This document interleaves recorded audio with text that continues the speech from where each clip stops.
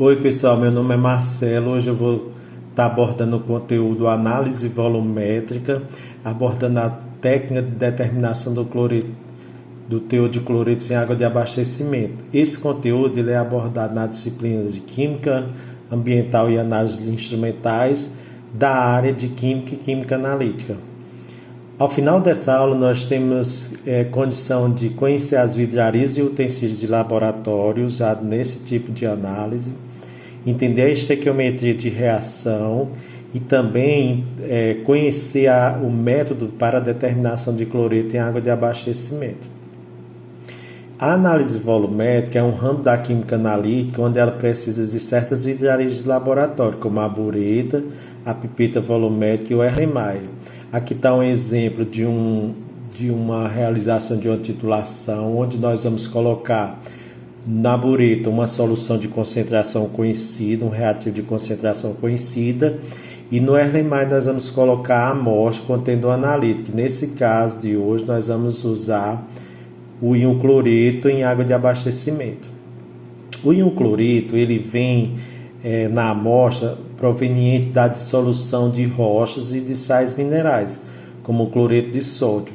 E o Ministério da Saúde, através da portaria 888, ele estipula o valor máximo permitido de 250 mg/litro desse íon em água de abastecimento.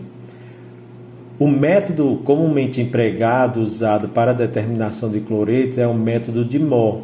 E ele, para sua realização, precisa dos seguintes materiais: solução padronizada de nitrato de prata, solução indicadora K2CrO4, bureta, pipeta volumétrica e amostra de água da torneira.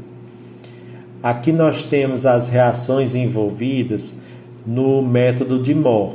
A prata que está na bureta, ela reage com o cloreto que está na amostra, formando o cloreto de prata. Esse precipitado ele tem uma coloração branca. Após reagir com todo o íon cloreto, a prata que continua na bureta reage com o indicador, formando o cromato de prata de coloração teira. Nesse caso, a gente diz que aconteceu a viragem do indicador. Aqui está um exemplo de uma titulação onde o volume gasto nessa titulação foi de 22 ml, usando um reagente de concentração 0,014 mol por litro. Uma amostra de 100 ml usando o indicador cromato de potássio a 5%. Pela estequiometria da reação, um mol de íon prata reage com um mol de íon cloreto. E aí, para determinar o número de mol de um íon prata, você multiplica a concentração que foi informada pelo volume em litro da gasto, dando um valor de 0,000308 mol. Se vocês perceberem, o número de mol do íon prata corresponde ao mesmo número de mol do íon cloreto. Então, para se determinar a massa do íon cloreto, você multiplica a quantidade de mol obtida no processo pela massa atômica do cloro, que vai estar na tabela periódica, dando um valor de 0,011 grama. Transformando isso para miligrama, esses 11 miligramas eles estão contidos num volume da amostra analisada de 100 ml. Mas se eu quero determinar em 1 litro da amostra, eu faço uma regra de 3, obtendo um valor de 110 mg/litro. Essa amostra ela está com teor de cloreto abaixo do que recomendado pelo Ministério da Saúde. Então, com relação ao íon cloreto, a amostra está própria para consumo humano.